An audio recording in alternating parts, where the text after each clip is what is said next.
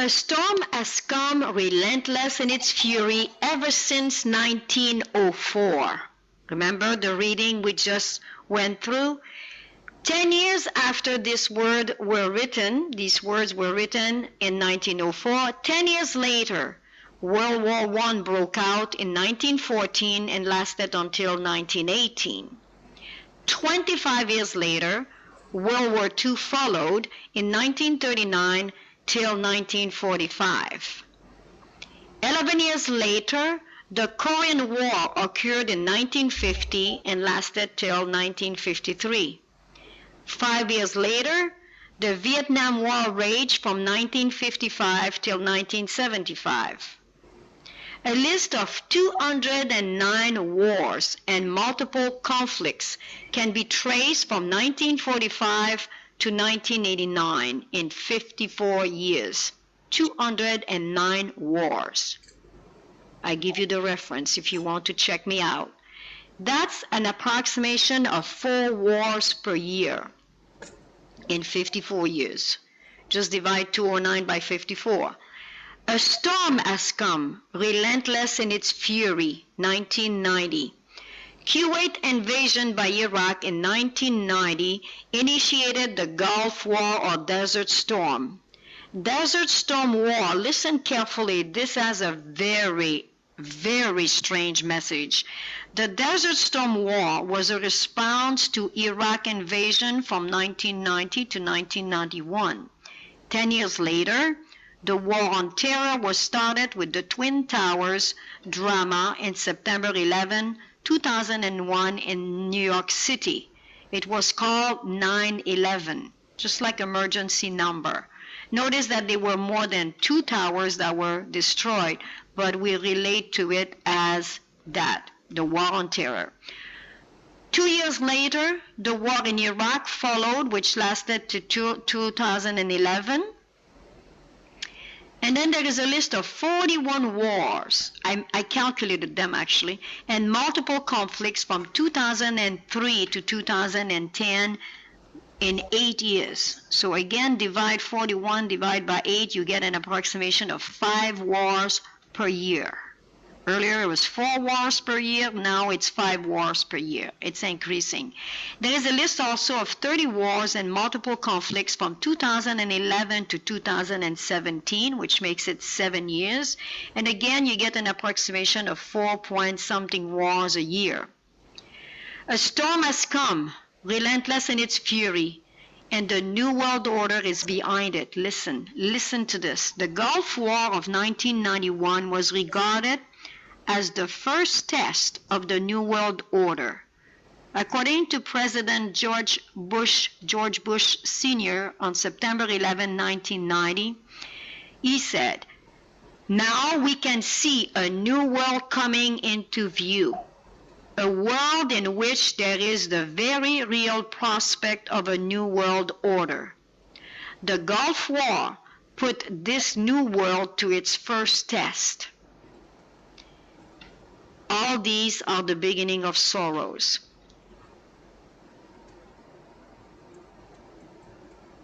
Before I tell you a few words about the last Babel, New World Order, which is doomed to fail, I want to bring your attention to the fact that while Mr. George Bush Sr. combined basically the Desert Storm with the New World Order in 1991. A few years later, he was found actually mentioning nothing about the New World Order. Which reminds us, Hitler in 1933 until 1939 always brought together the Third Reich with the Holy Roman Empire. And for some unknown reason, in 1939 until the end of the war in 1945, there was no longer any mention, as they said, for fear that it will be connected to religion or even to be laughed at, mockery. I don't believe so. I believe that's exactly the way it works, even with the news. The news will give you those terrible, terrible news, and they last for about 2 days, 3 days at the most, and all of a sudden it's all gone, like if everything is finished, like floods or fire, or it's like nothing else is happening to these people that have gone through such a terrible ordeal. It's always like that. And do not believe anything about the fact that the New World Order is not happening, because it is happening. Listen carefully to the definition of the New World Order. This is actually a political definition. The term New World Order has been used to refer to any new period of history evidencing a dramatic change in world political thought and the balance of power. Despite various interpretations of this term, it is primarily associated with the ideological notion of global governance, meaning to govern the whole world, only in the sense of new collective efforts to identify, understand, or address worldwide problems that go beyond the capacity of individual nation and state to solve. That's exactly what we hear. You know, poverty, climate change. We need a new world order. We need a global governance. We need a unity of the nation, whether it's United States or Europe state, or we need a global governance. They're putting that into our mind.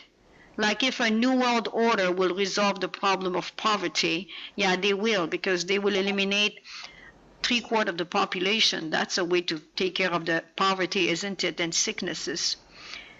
I continue. From Babel to the United Nations and the European Union. According to this definition, history is marked with many incidences of New World Order emergences and attempts to global governance. The building of the Tower of Babel by Nimrod following the flood, and his purpose to unite the people under one world order was defeated when the Creator himself changed their plans, as it was not his purpose to have one nation under one world government. And the Lord said, Behold, the people is one, and they have all one language. And this they begin to do. And now nothing will be restrained from them which they have imagined to do. Go to, let us go down, and there confound their language, that they may not understand one another's speech. So the Lord scattered them abroad from thence upon the face of all the earth, and they left up to build the city. Therefore is the name of it called Babel, because the Lord did there confound the language of all the earth. And from thence did the Lord scatter them abroad upon the face of all the earth. We are talking about a global governance, and we're talking about the fact that it's due to problem that nation cannot solve on their own individually. In the history of this world, not too far away, 1776 to today, you have had the Illuminati, which was, the founder was Adam Weishaupt, a German Jesuit, with in 1776, which correspond exactly to the American Revolution, and his purpose was for enlightenment, to bring new way of thinking, some kind of a revolution of thinking. Then followed, of course, the American Revolution, which was a new governance without the British monarchy. They became a republic, capitalist, in 1776. Followed in 1789 with the French Revolution, which also destroyed the monarchy, and they became today a socialist republic governance.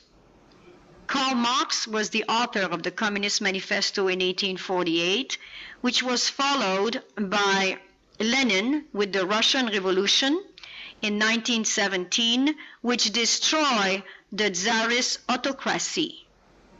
We know that the Soviet Union at the time, as it was called, was a Marxist communist republic. So we have here example in our own history, in our own time, of an happening of a mix here of what people want to do with New World Order, which is a new way of thinking, as they say here. It's a political thinking. But I'd like to come back to Babel, which, by the way, you may not agree with this. This is my conclusion from reading what I have read so far of the wars and the New World Order. But it fits perfectly, I find. Listen carefully. The Lord said, "Behold, the people is one, and they have all one language." That's what's happening today. English is the main language of the world today, and everybody wants to speak English. And this they begin to do. And now, nothing will be restrained from them, which they have imagined to do. You know, you're thinking about, like me maybe, LGBT, you know, those organization, people who believe in abortion. It's all over the world. That never happened before. This is really, really a new world order of the kind.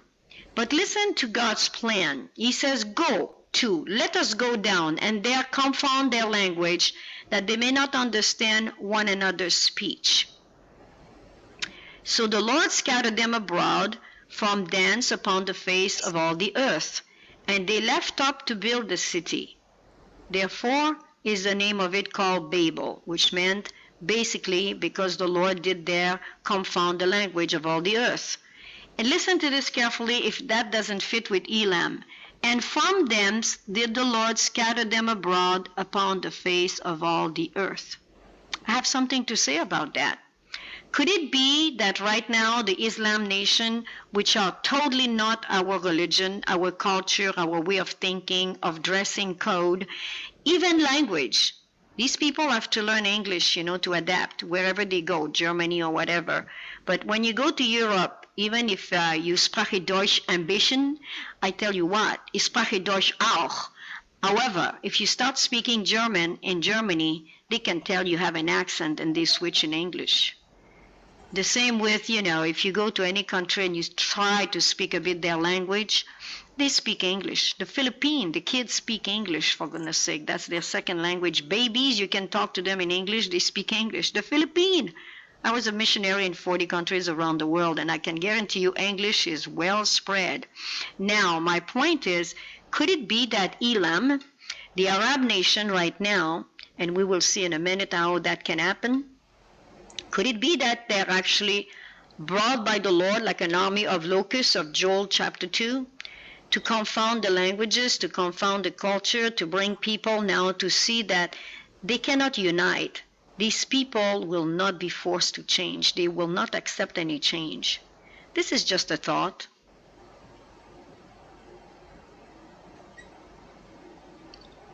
As we continue to study the events connected with the East and the West, we can see that the past, the present, and the future events are all connected. It is indeed history repeating itself once more. As we examine who are the actors, we see that they are the same nations and practically the same actions. The Holy Roman Empire number 4 is coming soon, and Germany, Italy, Turkey, France, the UK, USA, and Russia are on the stage again. There is another Islamic caliphate that is taking place. Daniel 11, 12, and Revelation 13 are here. Get ready now. As an end-time scenario of the East and the West, we have the assurance that we have nothing to fear for the future, except as we shall forget the way the Lord has led us and His teaching in our past history. It is great time to watch and pray. This chart now defines the East and the West, and based on the Word of God and history, we can create a pattern of what is maybe predictable, of what we are to expect of the coming events. I start with the middle of the chart, and I will go to the right and then to the left in order to complement the comments of the centerpiece. According to Jeremiah Elam, which we saw, will be dispersed all over the world. Jeremiah 49 verse 36 tells us, "And upon Elam will I bring the four winds from the four quarters of heaven. I will scatter them towards all those winds, and there shall be no nation whither the outcast of Elam shall not come." These prophecies are more than just prediction. And we know that prophecies are usually understood at the time of their fulfillment. As a basic history, there is actually a fact that Elam, as I look at the right side of the chart, Elam is basically composed of the Arab nation which have embraced the Islam religion around 600 AD. On the side of the west, on the left side, Papal Rome, which has been established since 538 AD until 1798 AD under the Byzantine era, became the Holy Roman Empire, number one, you could say, around 800 AD. However, there are strong reasons to believe that it's Papal Rome who has established the Islam religion. And as we go further in this chart, you will understand the events that have brought all this together. Jeremiah 49:36 makes it clear that Elam will be dispersed throughout all the world. This has occurred actually since 600 AD, and we know from the crusade during the Dark Ages, this is a fact of history, that the Muslim nation were basically kept in their place more or less. But as we see the development today in 2017, we see that this is not the case. With the Syrian war in 2011, this definitely became a venue for trained Muslim refugees to scatter in the four corners of the earth. The question can be and should be, for what purpose? On the east side, we look at Germany now, which has received 1.5 million Muslim refugees between 2015 and 2016. Surely there is definitely question to wonder about this exile. The West, we know that the European Union has been formed around 1993 in our era. This is not the first attempt, of course, of uniting Europe. As we know, Charlemagne in 800 AD attempted to do the same. Throughout history until about 1798, when the Pope was taken prisoner by General Berthier under the French Revolution, the Holy Roman Empire actually flourished during the Dark Ages. And today, we definitely want to propose a Holy Roman Empire number 4, as we see another European Union, and a New World Order, as we saw that was declared by Mr. Bush Sr. under the Desert Storm in 1991 as being the beginning of the New World Order, a New World Order again. As we go now to World War I, we remember that the axis were Germany, the Caliphate of the Ottoman Empire in Turkey, and Italy. The allies were the United Kingdom, France, Russia, and the USA. As we see the Ottoman Empire, basically in history, which was from Turkey, we know that it brought a dissolution with the First World War around 1922. But remember that the Caliphate of the Islamic nation of Turkey had existed for close to 600 years, from 1299 to 1922. We know too that during the movement of the Millerites, the Ottoman Empire was the subject of great study, as it was already going into a decadent type of a phase, and as I said, to finally be dissolved in 1922 after World War I. We need also to remember in the West that Germany and France were always allied under the Holy Roman Empire, number 1, number 2, and number 3. However, it's interesting to observe that during World War I and World War II, they were Axis, which means they were fighting against each other. Very important point to remember. Around 600 AD, the Muslims were to conquer Jerusalem for the Vatican. This was the plan. The Vatican had set up the Muslim to conquer Jerusalem on their behalf. It is a known fact that the Vatican always has wanted to be established in Jerusalem, which they claim as their first pope, Saint Peter. That's why it's called Saint Peter of Rome. However, history tells better, and the Bible tells better, that Peter was never nominated the first pope. After their victory, the Muslim decided to build the Dome of the Rock in 691 AD instead. And this definitely did not make Papal Rome very happy. We know too that the Muslim today, as we fast forward from 600 AD, ISIS has established a caliphate in 2014. ISIS is the Islamic nation who claim now to have established a caliphate in 2014. It is also a known fact that Turkey has financed ISIS to establish this caliphate. And Turkey, as a modern-day nation, as a modern-day republic, are still preparing a caliphate. I just would like to do a parenthesis here and bring you up to date about Turkey.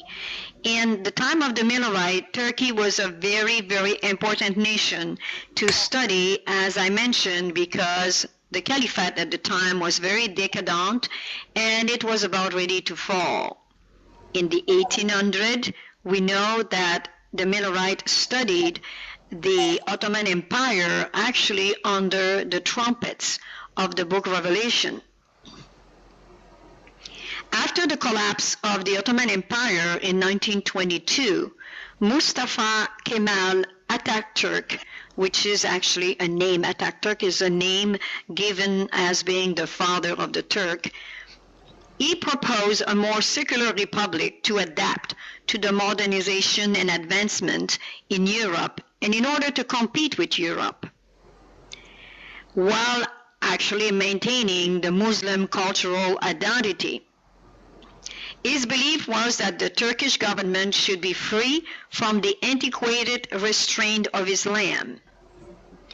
As the government, the Ottoman Empire, was dissolved in 1922, as mentioned, the office of the Caliph also was taken away, which is supposed to be a very important religious, political, military setup for the Muslim world. So this was removed in 1922, and we know that Turkey became a very secular nation. At least that's what they try to maintain to this day. After this gentleman, Mustafa Kemal, passed away, Nursi and Gülen, two other fathers of the Turkish Islam nation, came on the stage to propose a more scientific, good deed type of interfaith dialogue religion for Islam. This was a nationalist message with an underground purpose to expand Islam. You can study it for yourself. The internet has many mention of this, and you can search for Nursi and Gülen and you will find some very interesting information regarding the proposed Islamic religion that Nursi and Gülen are bringing up. Nursi, of course, has passed away, and Gülen was his successor, and he's still alive and well in United States of America. He lives in Pennsylvania, and his proposal is a more moderated, decaffeinated, Christianized form of Islam, which the West have embraced. They're very happy with an Islam religion that is not as orthodox as it used to be. But this is just a facade. As we know, the now president of Turkey is Erdogan, and he was supported by Nursi and Gülen supporters in order to become the president. We know from his background that he was the mayor of Istanbul for a while, and then he became the prime minister, and now he's the president of Turkey, coincidentally since 2014, at the same time as ISIS claimed their caliphate. This is very interesting and very important to know. Don't ignore it. Very important to know.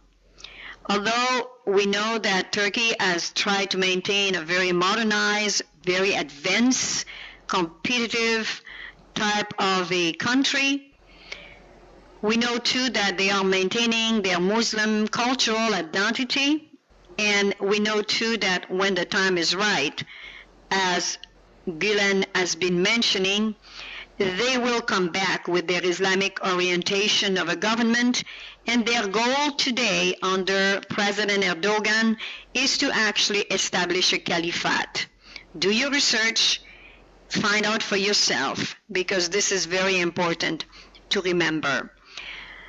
Along with this, we have the Papal Rome, which definitely was the mastermind behind the Islamic religion, and also the mastermind behind the World War II and the Jewish genocide. This is very interesting, isn't it? Now the Jewish are coming into the picture, and you would wonder why. During World War II, remember, the axis was Germany, Italy, and Japan, since Turkey was no longer in the picture because the caliphate had been dissolved in 1922. The allies were the United Kingdom, France, Russia, and USA. I'd like to remind you that Russia never mingled usually with the USA or even the UK or France, but it was by default that the nation of Russia, both in World War I and World War II, became allied with the United Kingdom and France and the USA. Russia is a very independent country. It was a communist country until the breach of 1991, when it gave back the nation that they had received as a gift, you may say, after they won the World War II against the German. And we know that Russia does not change. Russia is exactly like the Catholic Church. They don't change. And so are the Islamic religion, because they all have the same background. They are the kind of a people that wants to be the head of the New World Order, just like the UK, just like France, just like Germany, just like United States. Everybody wants to be the chief. No Indians here. It's just a figure of speech. Now, we know why the Holy Roman Empire number 4 is in the making, because we know too that Israel and Palestine have been at war since 1920, and it's lasting to this day. Israel will not give their land away, and Palestine wants their land back. And this is an old story coming from Ishmael and from Isaac at the time of Abraham. You can see that family feud can last for a long time. And this battle, this fight over the land, who is to possess the land because Abraham is their father, is called a most intractable conflict. Many nations have attempted to mediate between Israel and Palestine. Many governments have attempted to do it, and it's still failing today. The United States, at the latest, this past summer, 2017, we know the new president of the United States, Mr. Trump, has attempted to do that in his visit to the Middle East, and yet we know too that these people, Israel and Palestine, are very well set in their way, and the wars and the conflict continues between them. The Holy Roman Empire number 4 and Islam have a common enemy, and we're talking like present day events as we see the formation again, history repeating itself, of a Holy Roman Empire with Germany trying to reset their army. We know during the Second World War, Germany could have very well win the war because they were the best equipped of the nation, and it's by the grace of God that they lost the war. We know too now that Germany has less than 200,000 soldiers compared to the millions that Hitler had set up to go to war in the 1940 era. And we know too that right now the 1.5 million Muslim refugees could make quite a nice army for Germany. So when we bring that together with the Holy Roman Empire number 4 and Islam now, which is basically, you will see in the near future that Islam is going to be back on the stage as a very strong religion. Muslim are the people who follow is the Islam religion. And these two, the Holy Roman Empire and Islam, have a common enemy, and it is Israel. So Israel is in trouble again once more. Number 6 now of my chart, Germany is preparing to set up the 4th Holy Roman Empire. Why Germany? Because Germany has always been the one since Charlemagne with Rome, with Papal Rome, and we know from the fact of the reading we have had that even during the Second World War, for a while, Hitler was doing a major propaganda of a religious Holy Roman Empire. It was dropped off of the propaganda after a while, and that's usually the way the government works. Just like Mr. Bush around 1991 proclaimed a new world order, and a few years later he never mentioned it again. And people think it's all over with. No. They drop the notes and then they let you know about it and then they let you ignore it after a while. This is called propaganda. The Muslim, again, once more, will help Rome. And they will betray each other according to Daniel chapter 11. The Muslim Caliphate becomes again the army for Rome, but also the army of locusts that God will use, as prophesied in Joel 2, to punish the Christian nation because they have gone away from the law of God. Israel was the nation that God had set up to uphold his commandment, his statute, and his judgment. But once they failed their mission, they were replaced by the Christian church that Christ came to establish. All what the Christian church means is they are follower of Christ. And now the Christian nation have gone away from the law of God and the proclaiming statutes of the heathen. You can read it in Leviticus 18. And Baal Peor is back into worship for most of the Christian nation now. And you can study more about Baal Peor if you wish to. It's all presented online. Many people have done studies on Baal Peor today and what it represents. The old Baal Peor was a worship of the woman. It was the worship also and the permission of homosexuality, transgenderism, lesbianism, and abortion and the destruction of newborn baby under the god of Molech. Study it for yourself and wake up in 2017 and see what is happening before you contradict this teaching. Rome attempts to set up its headquarters in Jerusalem is about ready to take place.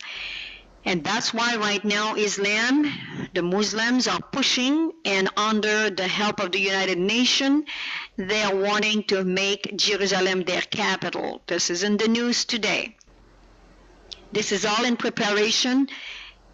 Israel, Jerusalem wants their temple. They want to establish a temple in Jerusalem again because they're expecting the coming of the Messiah. Islam is expecting the coming of their Messiah, Mahdi. And so we have Rome now too expecting their Messiah, Jesus Christ, and they all want it to happen in Jerusalem as prophesied in Daniel chapter 11. We have a whole scenario here, a perfect scenario for World War III. And again, the axis, I can guarantee you, will be Germany, the caliphate of ISIS, mingling with Turkey. And don't let people tell you that ISIS is being defeated.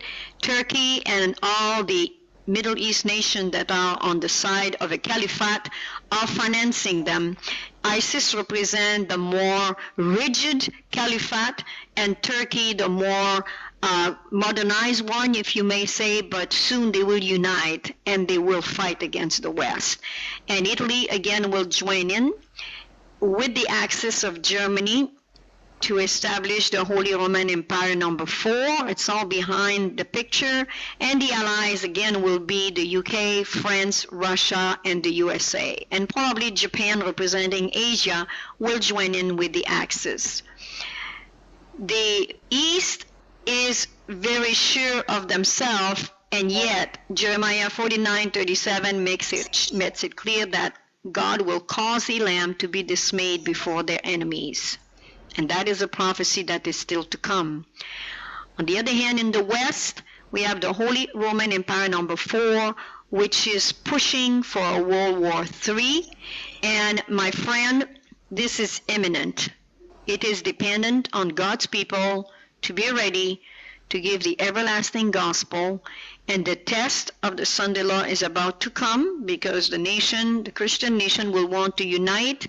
And this is again in the making with the celebration of the Reformation on October 31st, 2017, which is actually set up between the Catholic Church, the Roman Catholic Church, and the Lutheran Church are preparing a great celebration of the Reformation, which was the division at the time between the Catholic and the Protestant.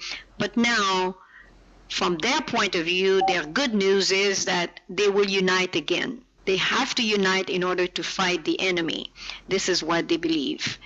So let us be ready, and let us not forget the past, because we're going to be bound to repeat it again.